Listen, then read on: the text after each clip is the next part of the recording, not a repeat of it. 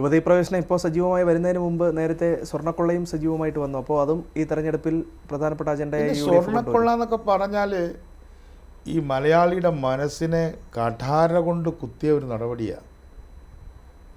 കാരണം എന്നോടൊരു ഭക്തനായ ഒരാൾ പറഞ്ഞത്, ഈ ഗവൺമെൻറ് ഉള്ളിടത്തോളം കാലം ഞാൻ ശബരിമലയ്ക്ക് പോണില്ല എന്നാണ്. ഇന്നിപ്പോൾ പത്മകുമാറിനെതിരെ എന്തോ നടപടി എടുക്കാൻ പോകുന്നതൊക്കെ. അതെ അതെ, CPM സെക്രട്ടേറിയറ്റ്, ജില്ലാ സെക്രട്ടേറിയറ്റ് ജയിലിൽ പോയപ്പോഴല്ല നടപടി, പുറത്തു വന്നപ്പോഴാണ്. മനസ്സിലായില്ലേ? അതെ. അപ്പം എന്ത് പറഞ്ഞാൽ എന്താ ചെയ്യേണ്ടതെന്നറിയില്ല.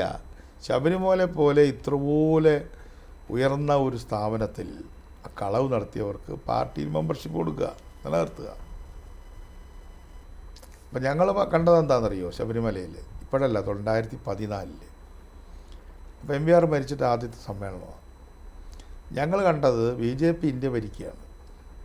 അപ്പോൾ ഹിന്ദുത്വത്തെ ഉയർത്തിക്കൊണ്ടുവരാൻ വേണ്ടി അവർ എന്തും, ഹിന്ദുത്വ അജണ്ട, ഇത് ഹിന്ദു മതവിശ്വാസമല്ല, വർഗീയത വളർത്താൻ ശ്രമിക്കും.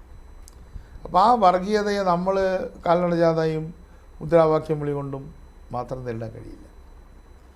നമ്മളതുകൊണ്ട് ഇന്ത്യൻ സംസ്കൃതിയിലുള്ള മതേതരമായ സാംസ്കാരിക അല്ലെങ്കിൽ സംഭവങ്ങളുണ്ടല്ലോ, നമ്മുടെ സാംസ്കാരിക പൈതൃകങ്ങൾ, അതിനെ ഉയർത്തിപ്പിടിക്കണമെന്നാണ് പറഞ്ഞത്.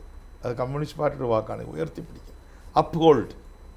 ഒരു കൊടി പിടിക്കുകയാണെങ്കിൽ 2 തരത്തിൽ പിടിക്കാമല്ലോ, താഴ്ത്തിയും പിടിക്കാം, ഉയർത്തിയും പിടിക്കാം. നമ്മൾ റെയിൽവേ സ്റ്റേഷനിൽ തന്നെ ഉയർത്തിപ്പിടിച്ച കൊടിയാണ് ശരിയായ കൊടി, പക്ഷെ മറ്റേ കയ്യിൽ താഴ്ത്തി പിടിച്ചിട്ടുണ്ട് വേറൊരു കൊടി. അപ്പോൾ പച്ചക്കൊടി മുകളിലും ചുവന്ന കൊടി താഴെ.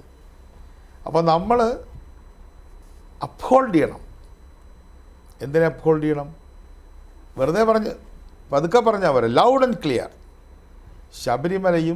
ശബരിമല പോലുള്ള മതേതര വിശ്വാസ കേന്ദ്രങ്ങളെയും ഉയർത്തിപ്പിടിക്കണം. ശബരിമല അതിൻ്റെ ഏറ്റവും നല്ല എപ്പിറ്റോമാണ്, അതിൻ്റെ ഒരു എസൻസാണ്.